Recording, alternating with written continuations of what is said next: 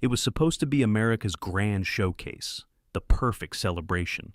The 2026 World Cup was meant to land right on the 250th anniversary of the United States, a moment to show the world an image of power, prosperity, and global leadership.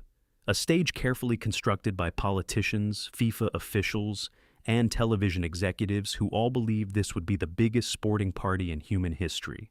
But cracks started appearing long before the opening whistle. Hotel rooms sitting empty. Tickets nobody wants to buy. International fans hesitating at home, checking their flights one more time, reconsidering prices that most families can't even come close to affording. Fear of immigration enforcement showing up at crowded stadiums. An unprecedented security apparatus deployed across 11 American host cities.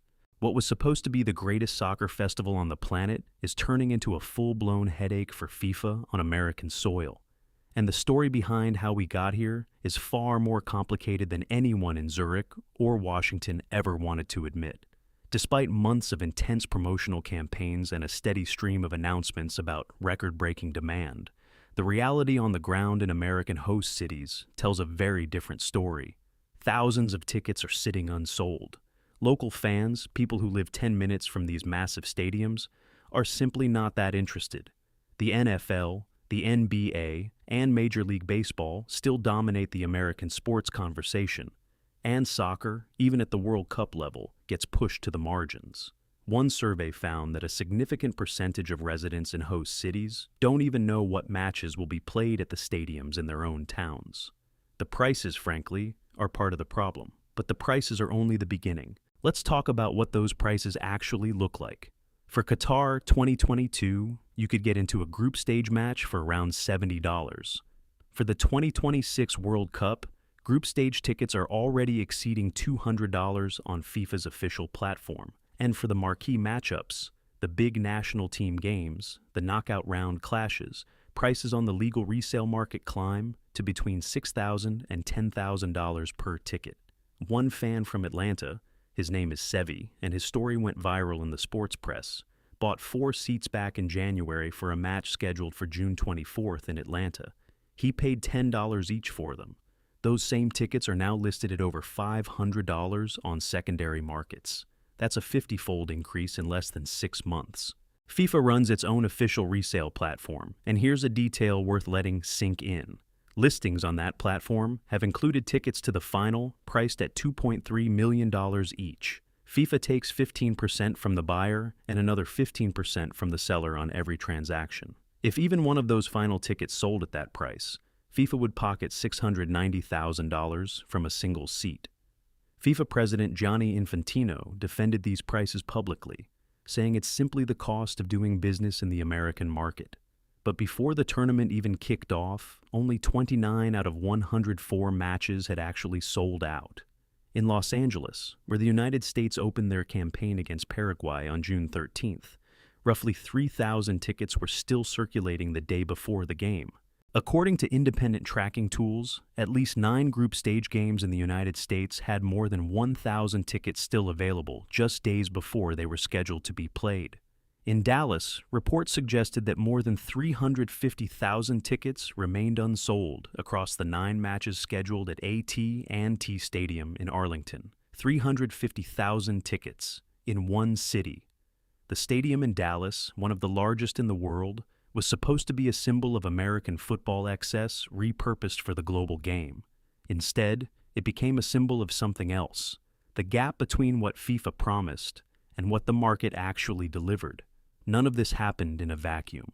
There's a political context here that cannot be separated from the attendance numbers, and it would be dishonest to pretend otherwise.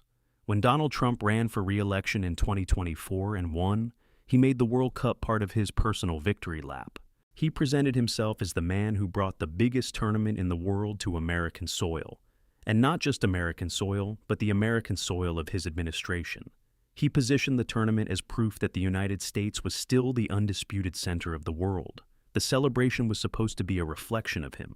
But the policies of his administration created a direct conflict with what a global sporting event actually requires, which is the free, welcoming movement of international travelers. Immigration and Customs Enforcement, known as ICE, has been conducting high-profile enforcement operations across the country for months. The images of raids, detentions, and deportations have been broadcast around the world, and when foreign fans started thinking about flying to the United States to watch their national teams play soccer, those images were part of what they were weighing. The American Civil Liberties Union issued a formal advisory in April, warning foreign travelers about what it called increasing authoritarianism and violence associated with the Trump administration. The ACLU told potential visitors to exercise caution and develop emergency contingency plans before traveling to the United States. That's not a warning you expect to see associated with a World Cup host country. The Trump administration initially had a visa bond policy in place that required visitors from 50 nations to post a $15,000 cash bond just to enter the country. That policy was eventually suspended for World Cup ticket holders after an enormous amount of pressure, but the damage to international confidence had already been done. Visa processing delays continued causing problems for fans who might have been willing to make the journey. The American Hotel and Lodging Association surveyed hotel operators across all 11 American host cities. Nearly 80% of them reported that their reservation numbers fell short of initial projections.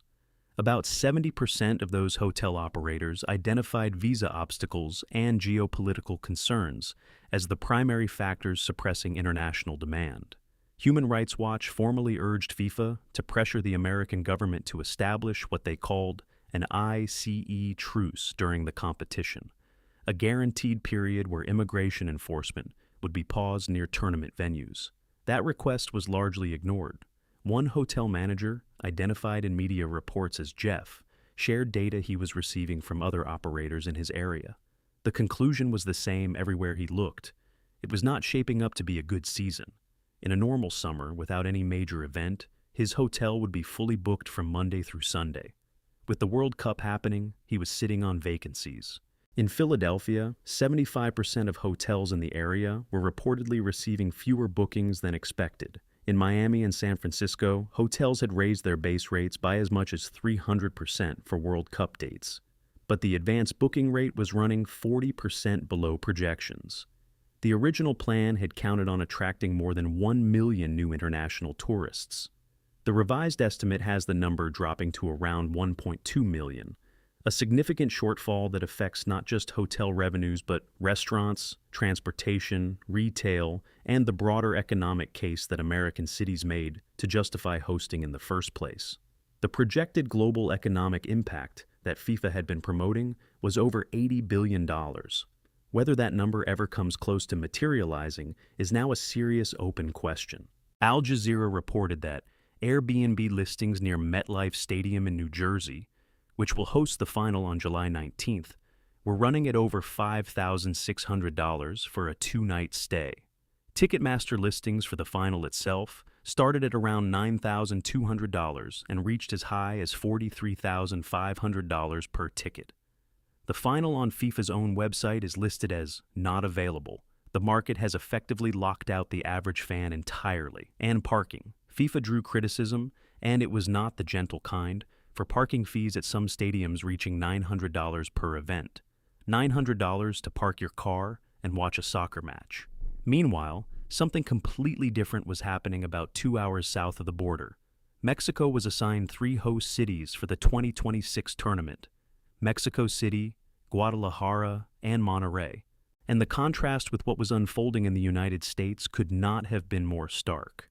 The Azteca Stadium in Mexico City, the venue that hosted the tournament opener on June 12th, where Mexico played South Africa, is the largest of all 16 tournament venues, with a capacity of over 80,000 fans. It delivered what the opening of a World Cup is supposed to feel like: passion, color, noise, celebration. FIFA reported an official attendance of 44,985 for that match, which did indicate about 700 vacant seats, and television coverage appeared to show a fuller crowd than the official numbers suggested. But the atmosphere was electric in a way that early American matches simply did not match. The math on cost is where Mexico's story separates from the American story most dramatically. While a hotel room in an American host city easily exceeds $400 per night during tournament dates, Accommodations in Mexican host cities can be found for under $100. Airbnb listings in Mexico City, Guadalajara, and Monterrey were sold out early, with waitlists reportedly surpassing 300,000 people trying to access housing near the Mexican stadiums. The international airport in Mexico City prepared a reception with mariachi music, folk dances, and cultural programming, the kind of welcome that makes visitors feel they arrived somewhere that actually wanted them there. Fans from South Africa were captured on video near the Azteca, saying they had come to Mexico specifically for the World Cup, describing the experience as everything they had hoped it would be. South American fans, African supporters, Asian travelers, all the international groups that were supposed to fill American stadiums, are disproportionately redirecting toward Mexican venues. And the reason is not complicated. Mexico is offering better value, warmer hospitality, and zero fear about what might happen if you look the wrong way at an immigration officer. There is an additional layer of political tension here that deserves its own mention. Reports emerged during the lead-up to the tournament suggesting that the United States government had quietly attempted to inflate travel advisories for Mexican host cities, raising the official risk level for travelers heading to Guadalajara and other venues. The apparent goal was to redirect the international tourist flow northward. If that was the strategy, it did not work. The surge in Mexican tourism continued despite the advisories, and many international observers saw the elevated warnings as a political maneuver rather than a genuine security assessment. The move generated sympathy for Mexico among the international soccer community, not alarm. This is in a sense FIFA's problem too, and they helped create it. The organization has known for years that ticket pricing was spiraling in a direction that would price out average fans. The dynamic pricing system FIFA uses allows ticket values to fluctuate based on demand, the same way airline tickets do. In principle, that sounds reasonable. In practice, it means a fan who bought a ticket months ago for a modest price might watch the secondary market value of that ticket multiply 50 times before the match is even played. And it means FIFA and its authorized partners capture a percentage of every resale transaction, building in a financial incentive to let prices run high. The pattern is not new. FIFA has faced corruption allegations and financial scandal for decades. The organization went through a shattering crisis in 2015 when American federal prosecutors unsealed indictments against dozens of FIFA officials and soccer executives across multiple continents. The charges included racketeering, wire fraud, and money laundering. Officials had been taking bribes in exchange for World Cup hosting rights, television deals, and sponsorship contracts going back years. The scandal was staggering in scale and reached deep into the leadership of global soccer. Sepp Blatter, who had run FIFA since 1998, resigned amid the investigation. Gianni Infantino, who replaced him, was supposed to represent a clean break, a reform era. Infantino has presided over FIFA's expansion of the World Cup from 32 to 48 teams for 2026, a decision that was widely seen as financially motivated, creating more matches, more television rights, more ticket inventory, and more revenue for the organization, regardless of whether the sporting quality of the tournament improved. More teams means more group stage games between nations with smaller fan bases, played in massive American stadiums that have no organic connection to soccer culture. It means more of exactly the kind of mismatch that produced empty seats in the first 2 days of the 2026 tournament. Critics argued at the time that Infantino's expansion was really about money. The empty seats in Los Angeles and Dallas in the opening days of the tournament suggest those critics had a point. Infantino himself has not helped FIFA's image during this tournament. He appeared at a pre-tournament event in Washington, standing next to President Trump, the two of them positioning themselves as co-owners of this celebration. Trump declared it a personal achievement. Infantino thanked the American government for its partnership. It was a tableau that made many in the international soccer community deeply uncomfortable. The leader of global soccer, standing shoulder to shoulder with a president whose immigration policies were actively suppressing the international attendance that makes the World Cup the World Cup. FIFA's own resale marketplace, the organization's attempt to create a regulated secondary market, has become a symbol of everything wrong with how the tournament was priced. The platform listed 4 tickets to the final at $2.3 million each. FIFA disclaims responsibility for the prices, saying sellers set their own rates. But FIFA takes 30% combined from buyers and sellers on every transaction. The organization profits regardless of whether the prices are rational. Meanwhile, the fans who were supposed to be the heart of this tournament, the working-class families who saved for years to follow their national team, the groups of friends who pool money and fly halfway across the world for a once-in-a-generation experience, are largely locked out of the American portion of the event. They're watching on television, or they're going to Mexico. The deeper issue here is what this all says about the relationship between FIFA and the people who actually love the sport. Soccer's power has always come from its accessibility. It is the global game precisely because anyone can play it, and almost anyone can watch it. No equipment required, no complex rules. A ball, some open space, and two teams. The World Cup was designed, at its origin, as a celebration of that universality, a moment when the whole world could watch the best players compete under national flags, regardless of where you came from or how much money you had. The 2026 edition of that tournament, as it's currently unfolding in the United States, is struggling to maintain any connection to that original spirit. A fan who wanted to attend 1 week's worth of matches following their national team, accounting for tickets, a hotel room, flights, food, and ground transportation, would need to budget at minimum $10,000. That's not a soccer fan's budget. That's a luxury vacation budget. For most of the world's soccer fans, it is simply not reachable. And the fans who do show up, who either live in the host cities, have corporate access to tickets, or have money to spend at this level, are not generating the atmosphere that makes tournament soccer special. The group stage games between smaller soccer nations, played in half-empty NFL stadiums to audiences of people who mostly came because the tickets were affordable in relative terms, are producing a hollow version of the event FIFA promised. It's still very early in the tournament. The knockout rounds will bring bigger matchups, bigger names, and bigger crowds. The final at MetLife Stadium in New Jersey on July 19th will almost certainly be a full house. Even at $43,000 ticket prices, someone will buy them. The television numbers will be large regardless. The advertising revenue will flow. FIFA will declare the tournament a historic success when it's over. And on the balance sheet, they will probably be right. But the gap between what was promised and what is happening on the ground in American host cities is real, and it is visible. Empty seats in the second match of the tournament. Hotel operators across 11 cities reporting bookings well below projections. International fans rerouting to Mexico.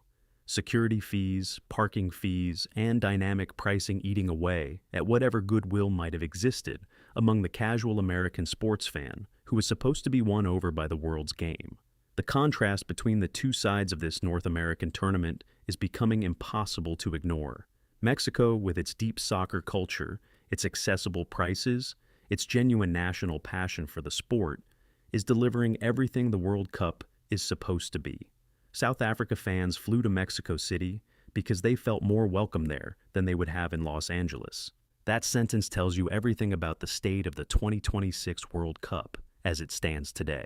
Without serious corrections to pricing strategy and a fundamental rethinking of how FIFA relates to the fans who are supposed to be at the center of all this, the legacy of the 2026 tournament in the United States risks being defined by something nobody in Zurich or Washington wants to talk about: the empty seats, the absent tourists, and the celebration that happened somewhere else.